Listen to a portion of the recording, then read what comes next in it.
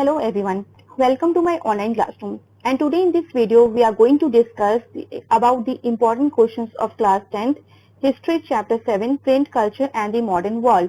So as you can see we have here worksheet 1 as well as worksheet 2 and worksheet 3. So under all this worksheet we are going to discuss the important questions of this chapter which is coming in exam for 1 mark, 3 mark and 5 marks. So let's start this worksheet.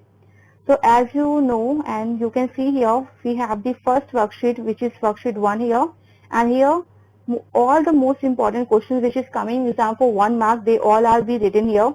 So let's start. First of all we have the first question, where did the earliest kind of print technology that is the system of hand printing develop? तो इसमें आपको यही बताना है कि जितना आपने first page में ही पढ़ा होगा बुक के फर्स्ट और सेकंड पेज जो है इस चैप्टर का, कि सबसे पहले जो प्रिंट टेक्नोलॉजी थी स्पेशली जो हैंड प्रिंटिंग है वो किस कहाँ पे इन्वेंट हुई थी, ठीक है, कहाँ पे डेवलप हुई थी, तो उस कंट्री उस जगह का नाम आपको यहाँ पे बताना है, यहाँ पे लिखना है. इसके बाद एक question number 2 which is asking name the Chinese traditional book which was fold and stitch at this side. ठीक है, तो आपको वो चाइनीज ट्रेडिशनल बुक बतानी है और वो स्पेशली क्या पैटर्न था, किस तरह की बुक्स का पैटर्न था जिसको वहां पे फोल्ड करते थे और साथ ही स्टिच करते थे, ठीक है, साइड्स को स्टिच करते थे, तो वो आपको बताना है. उसके बाद क्वेश्चन नंबर 3 है व्हाट इज कैलीग्राफी. ठीक है, तो ये काफी इंपॉर्टेंट क्वेश्चन बनता है जो आपका न्यू वर्ड्स में भी आपको आंसर मिलेगा इसका. तो कैलीग्राफी का मीनिंग आपको एक्सप्लेन करना है. Question number 4 we have here name the city in China which became the hub of new print culture in the late 19th century. तो आपको चाइना की उस सिटी का नाम बताना जो काफी फेमस, काफी पॉपुलर प्लेस बन गई थी जहाँ पे इतना हर तरह का प्रिंट कल्चर डेवलप हो चुका था और हर तरह की बुक्स वहां पे प्रिंट होती थी. तो ये लेट 19th सेंचुरी में वो कौन सी जगह थी जो चाइना में इतनी फेमस थी और एज अ हब बन के निकली फॉर न्यू प्रिंट कल्चर. ठीक है, इसके बाद क्वेश्चन नंबर 5 है name the oldest Japanese book. तो आपको बिल्कुल ये 1 मार्क का क्वेश्चन काफी बार रिपीटेड है, काफी बार पूछा जाता है कि आपको सबसे ओल्डेस्ट जापानीज बुक का नाम यहाँ पे बताना है. इसके बाद क्वेश्चन नंबर 6 है in early times how did silk and spices from China reach Europe. तो अर्ली टाइम की बात करूं तो सिल्क और जो स्पाइसेस थे वो चाइना से यूरोप किस रास्ते से जाते थे, किस वे से जाते थे, वो आपको यहाँ मेंशन करना है. क्वेश्चन नंबर 7 है what was the earlier name of Tokyo. तो टोक्यो का अर्लियर नेम भी बिल्कुल बुक में मेंशन किया गया है. तो अगर आपने ये चैप्टर बहुत डीपली अच्छे से पढ़ा है और आपको इसके आंसर्स आ रहे हैं तो इतनी से आपकी अच्छे से प्रिपरेशन है और आप एग्जाम के लिए प्रिपेयर हो. तो एक तरह से आपका पूरा रिविजन हो जाएगा चैप्टर ये, क्योंकि एकदम mid of the chapter between of the lines और बिटवीन ऑफ द पैरास मैंने ये क्वेश्चन लिए. इसके बाद question number 8 what is vellum. ठीक है, तो ये भी बहुत इंपॉर्टेंट क्वेश्चन 1 मार्क का और साथ ही न्यू वर्ड से रिलेटेड क्वेश्चन है यहाँ पे. इसके बाद question number 9 how were wood blocks use in Europe in the early 15th century. तो 15th सेंचुरी में यूरोप में वुड ब्लॉक्स किस तरह से यूज होते थे वो आपको एक्सप्लेन करना है. फिर है क्वेश्चन नंबर 10 व्हाट आर टैवर्न्स. तो ये भी आपका न्यू वर्ड से क्वेश्चन है, आई होप इसका आंसर आपको पता हो, ये भी काफी इंपॉर्टेंट क्वेश्चन है. क्वेश्चन नंबर 11 है why did the Roman Catholic church begin to maintain an index of prohibited books from 1558. तो बुक में इस चैप्टर में ये भी कंटेंट है किस तरह से रोमन कैथोलिक चर्च कुछ किताबों से किस तरह से डर गए थे और इस वजह से उन्होंने कुछ इस तरह की जो बुक्स थी जो वो समझते थे कि उनके लिए हार्मफुल रहेंगी, तो उन बुक्स की उन्होंने पूरी एक लिस्ट बनाई और उसको रख दिया इंडेक्स ऑफ प्रोहिबिटेड बुक्स, और ये स्टार्ट किया उन्होंने 1558 से. तो आपको वही चीज यहाँ पे एक्सप्लेन करिए कि क्यों ऐसा रोमन कैथोलिक चर्च ने किया. इसके बाद क्वेश्चन नंबर 12 है व्हाट आर एल्मेनिक्स. ठीक है, ये भी आपका न्यू वर्ड से क्वेश्चन, तो ये भी काफी इंपॉर्टेंट हो जाता है कि एल्मेनिक्स मीन्स क्या होता है. और क्वेश्चन नंबर 13 है व्हाट आर चैप्ट बुक्स. तो ये तो बहुत ही ज्यादा इंपॉर्टेंट जो काफी बार पूछा भी गया है, तो आपको इसका सिर्फ मीनिंग यहाँ पे बताना है. 1 मार्क के क्वेश्चन में याद रखिएगा आपको 1 लाइन और 2 लाइन इवन 1 वर्ड में ही अपना आंसर खत्म करना होता है.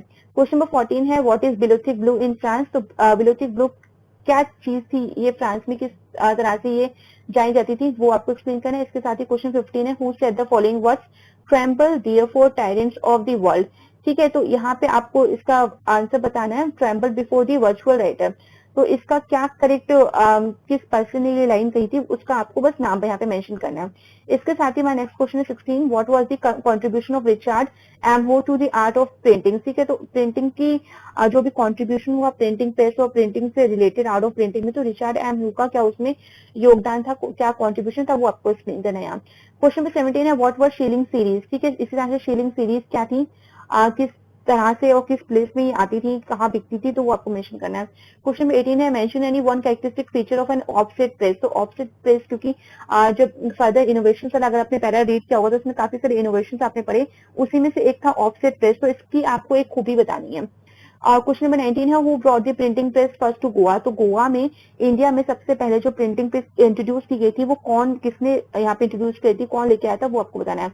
इसका क्वेश्चन नंबर 20 है who brought out the Bengal Gazette. ठीक है, तो बंगाल गैजेट जो था, जो इंडिया का फर्स्ट ब्रिटिश न्यूज़पेपर था, तो वो किसने यहाँ पे लाया था, किसने पब्लिश किया, वो आपको बताना है। इसके साथ ही क्वेश्चन नंबर 21 है हु पब्लिश संवाद कॉमेडी। इसके राइटर का नाम बताना है। इसके साथ ही क्वेश्चन नंबर 22 है name the two Persian newspapers which were published in vernacular languages. ठीक है, तो 2 पर्शियन न्यूज़पेपर्स के नाम भी आपको बताने हैं। इसके साथ ही नेक्स्ट क्वेश्चन है name the first edition of Indian religious text publish in vernacular. तो वर्नाकुलर मीन्स लोकल लैंग्वेजेस, जो भी एक रीजनल लैंग्वेजेस भी इनको बोलते हैं, जो पर्टिकुलर एरियाज में बोली जाती है। तो ऐसी कौन सी फर्स्ट एडिशन रही इंडियन रिलीजियस टेक्स्ट जो पब्लिश हुआ वर्नाकुलर में, तो आपको सिर्फ एक इंडियन रिलीजियस टेक्स्ट का यहाँ पे नाम बताना है। क्वेश्चन नंबर 24 है who wrote the autobiography of Amar Jiban. ठीक है, तो ये एक बंगाली ऑटोबायोग्राफी रही, और बस आपको इसके राइटर का नाम बताना है कि किसने यहाँ पे लिखी, और इसके अगर आपको थोड़ी सी और नॉलेज हो उनके बारे में तो वो भी आप यहाँ पे लिख सकते हो। बट आपका जो मेन क्वेश्चन है वो पहले आप आंसर लिख दीजिएगा। इसके बाद ये question number 25 what was the subject matter of the writings of Tarabai Shinde and Pandita Ramabai. ठीक है, जो ताराबाई शिंदे और पंडिता रमाबाई ने जो भी मैटर, जो भी राइटिंग्स लिखी, अपने जो भी रिटन वर्क लिखा, उसमें उनका क्या, किस टॉपिक को वो लिखती थी, वो आपको सब्जेक्ट मैटर यहाँ पे एक्सप्लेन करना है, आपको वो टॉपिक बताना है। ठीक है, इसी के साथ ही इस चैप्टर के फ्लो चार्ट, नोट्स और जो एक्सप्लेनेशन है वो भी वीडियोस अवेलेबल हैं, तो प्लीज आप वो वीडियोस भी देख लीजिएगा। इसके साथ ही क्वेश्चन में 26 है name the book publish by Ram Chaddha in Punjab. तो देखिए, इस क्वेश्चन में सबसे पहले आपको बताना है कि राम चड्ढा जी ने जो पंजाब में जो बुक पब्लिश की थी वो उसका नाम बताना है आपको। इसके साथ ही what was the main theme of the book, इसके साथ ही उस बुक की क्या मेन थीम थी। ठीक है, किस टॉपिक को बुक लिखी गई वो आपको थीम लिखना है। तो हमेशा क्वेश्चन अच्छे से रीड करना है, क्योंकि आप देखिए एक ही क्वेश्चन में 2 क्वेश्चन यहाँ पे छिपे हुए हैं। इसका next move to the question number 27 which is what is Batla. ठीक है, तो बाटला हाउस काफी फेमस था, पब्लिकेशन था वहाँ पे, तो वो आपको बताना है कि कहाँ पे सिचुएटेड था, कहाँ पे लोकेटेड था, किस तरह की बुक्स ये कहाँ कहाँ सेल करते थे। इसके साथ ही क्वेश्चन में 28 है what was the main topic of Jyotiba Phule's book Gulamgiri. तो यहाँ से कि आपको एक चीज नॉलेज मिल जाती है कि ज्योतिबा फुले की एक किताब थी जिसका नाम था गुलामगिरी, क्योंकि काफी बार 1 मार्क क्वेश्चन इस तरह से पूछा जाता है। अब क्या आपसे पूछा गया इस क्वेश्चन में, इस क्वेश्चन में आपसे पूछा गया इसका मेन टॉपिक, जो गुलामगिरी जो बुक लिखी गई है ज्योतिबा फुले के द्वारा, तो इसका किस टॉपिक पे, किस मेन इशू पे उन्होंने किताब लिखी है, वो आपको एक्सप्लेन करना है। इसके साथ मूव करते हैं क्वेश्चन नंबर 29, वो है ये है why was the vernacular test act pass. ठीक है, एक वर्नाकुलर टेस्ट एक्ट पास किया गया था ब्रिटिशर्स ने इंडिया पे, और स्पेशली इंडियंस पे ही लगाया गया था। तो ये इसमें क्या था और क्यों पास किया था। ठीक है, तो ये आपको एक्सप्लेन करना। वर्नाकुलर का मैंने आपको कई बार मीनिंग बताया अपने एक्सप्लेनेशन में भी कि वर्नाकुलर मतलब होता है रीजनल लैंग्वेजेस, जैसे मराठी है, कोंकणी है ना, कोंकणी है, तो इस तरह की जो लैंग्वेजेस होती है वो होती है वर्नाकुलर लैंग्वेजेस। इस तरह के क्वेश्चन में 30 है who was the editor of the newspaper Kesari. तो आपको जो न्यूज़पेपर केसरी है उसके एडिटर का नाम बताना है। इसके साथ ही हमारे 1 मार्क के क्वेश्चन आई थिंक 2 और हैं, वो भी कंप्लीट कर लेते हैं। Who was the inventor of the Yukio. तो यूकियो एक तरह की आर्ट ऑफ राइटिंग थी, तो बस आपको इसके इन्वेंटर का नाम बताने कि किसने इसको इंट्रोड्यूस किया था यूकियो को, आर्ट ऑफ राइटिंग। तो ये भी काफी बार 1 मार्क का क्वेश्चन बनता है। इसके बाद क्वेश्चन नंबर 32 है how many copies of Bible were printed by the Gutenberg. तो ग्यूटेनबर्ग ने जो उसने सबसे पहले प्रिंटिंग प्रेस को इन्वेंट किया था, तो उन्होंने जब ये किया तो उनके प्रिंटिंग प्रेस से सबसे पहली जो बुक बनी थी वो थी, प्रिंट हुई थी, वो बाइबल थी। तो आपको यहाँ पे बताना है कितनी कॉपीज। तो देखते हैं, आप देख सकते हैं आप कितने डीप क्वेश्चन यहाँ पे पूछे। तो इसके लिए आपको पूरा का पूरा एक्सप्लेनेशन, जो लाइन टू लाइन एक्सप्लेनेशन है वो बहुत जरूरी है कि आप उसको समझे, और क्योंकि इन सब क्वेश्चंस का आंसर आप तभी दे पाएंगे जब आपने वो एक्सप्लेनेशन अच्छे से समझा हो। इसके साथ ही मूव करते हैं वर्कशीट 2 पे, जो कि है आपके 3 मार्क्स क्वेश्चन स्पेशली यहाँ पे। तो क्वेश्चन नंबर 33 है the imperial state of China was the major producer of printed material suppose this statement with example. ठीक है, तो इसमें आपसे पूछा गया कि चाइना में क्यों इतना प्रिंटेड मटेरियल वहाँ पे प्रोड्यूस होता था, उसको आपके इस क्वेश्चन के सपोर्ट में आपको इसके रीजन देने हैं। इसका क्वेश्चन नंबर 34 है how was printing culture influenced by the spread of cities and urban culture in China. कि किस तरह से प्रिंटिंग कल्चर जो है इन्फ्लुएंस हुआ, उसके द्वारा कई सारी सिटीज में वो फैला, और किस तरह से जो अर्बन कल्चर है इन चाइना में वो किस तरह से इन्फ्लुएंस हुआ प्रिंटिंग कल्चर से, वो आपको एक्सप्लेन करना है। Question number 35 describe the progress of print in Japan. इसके साथ ही आपको जापान में जितनी भी प्रोग्रेस की थी प्रिंट ने, जापान से रिलेटेड जितना भी वहाँ काम होता था प्रिंटिंग वाला, वो आपको एक्सप्लेन करना है। क्वेश्चन नंबर 36 है why did the wood block method become popular in Europe. कि जो वुड ब्लॉक प्रिंटिंग था वो किस तरह से यूरोप में काफी पॉपुलर हुआ। इसके साथ ही question number 37 explain the main features of the first printed Bible. तो मैंने आपको बताया कि ग्यूटेनबर्ग प्रिंटिंग प्रेस में सबसे पहले बाइबल बुक प्रिंट हुई थी, तो आपको उसके मेन फीचर्स बताने हैं। इसका क्वेश्चन नंबर 38 है Why did the new technology not entirely displace the existing art of producing books by hand? इसका जो न्यू टेक्नोलॉजी आई, जो भी वुड ब्लॉक प्रिंटिंग आई, या फिर आप समझे जो प्रिंटिंग प्रेस आई, तो उसने पूरी तरह से अगर बात करूं तो आर्ट ऑफ प्रोड्यूसिंग जो बुक्स हैंड रिटन होती थी उस आर्ट को नहीं अच्छे से हटा पाई। तो इसका क्या रीजन था वो आपको बताना है। इसका क्वेश्चन नंबर 39 है, इन विच 3 ways did the printed books at first closely resemble the written manuscript? इसके साथ ही आपको ये भी बताना है कि जो पहली बार जो प्रिंटेड बुक्स प्रिंट हुई थी तो वो काफी ज्यादा ऐसा लगता था कि रिटन मैन्युस्क्रिप्ट की तरह ही है। तो इसके आपको 3 रीजन देने हैं। इसके साथ ही क्वेश्चन 40 है, how did the print bring the reading public and hearing public close? ये भी काफी इंपॉर्टेंट क्वेश्चन है, किस तरह से रीडिंग पब्लिक और हियरिंग पब्लिक एक दूसरे के सामने एक पास आई और किस वजह से आई वो बताना है आपको। क्वेश्चन नंबर 41 है, explain the role played by print in bringing about the division in the Roman Catholic church. इसके साथ ही आपको रोल किस तरह का रोल प्ले किया प्रिंट कल्चर ने for the division in the Roman Catholic church, उसके बारे में आपको बताना है। इसके बाद है question 42, who was Menocchio, why and how did he face the wrath of the Roman Catholic church? की मेनुशियो कौन था और उसको किस तरह की डिफिकल्टी फेस करनी पड़ी, किसके द्वारा? रोमन कैथोलिक चर्च के द्वारा। Question number 43 is here, print popularise the ideas of the enlightenment thinkers, explain. तो किस तरह से प्रिंट ने पॉपुलराइज किया जो आइडियाज थे एनलाइटमेंट थिंकर्स के वर्क को एक्सप्लेन करने। क्वेश्चन नंबर 44 है, explain the 3 reasons which created a large number of new readers in the 19th century. आपको वो 3 रीजन बताने हैं जिसकी वजह से 19th सेंचुरी में ज्यादा से ज्यादा न्यू रीडर्स आ गए थे। क्वेश्चन नंबर 45 है, how did Mercier describe the impact of printed word and power of reading on himself? तो आपको याद होगा Sebastien Mercier, Louis Sebastien Mercier के आपने थोड़ा सा कंटेंट पढ़ा था किताब में, इस चैप्टर स्पेशली उनके क्या वर्ड थे प्रिंटेड कल्चर के, वो किस तरह से उनको प्रिंट कल्चर को डिनोट करते थे, क्या इम्पैक्ट रहा प्रिंट कल्चर का उनकी लाइफ में, तो वो आपको बताना है। किस तरह की पावर ऑफ रीडिंग रही, उनपे क्या असर पड़ा, तो इसके इनके अकॉर्डिंग आपको एक्सप्लेन करना है। क्वेश्चन नंबर 46 में, highlight any 3 innovations which have improved the printing technology from 19th century onwards. तो आपको कुछ 3 इनोवेशंस बताने हैं जो काफी इंप्रूव जिसने किया प्रिंटिंग टेक्नोलॉजी को, कहां से? 19th century onwards.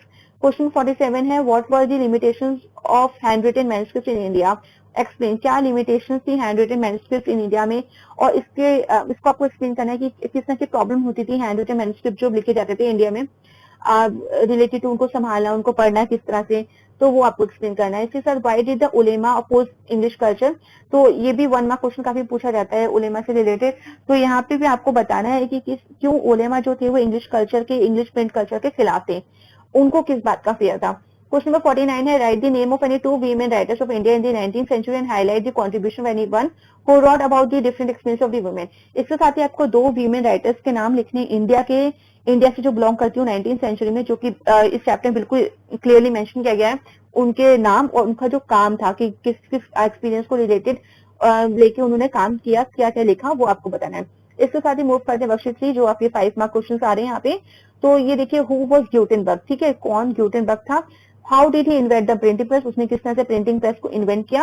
साथ ही how did his invention bring a revolution the field of printing ideas, किस तरह से उसकी जो इन्वेंशन था, जो प्रिंटिंग प्रेस थी, किस तरह से एक रेवोल्यूशन लाई प्रिंटिंग आइडियाज के फील्ड में, वो आपको बताना है।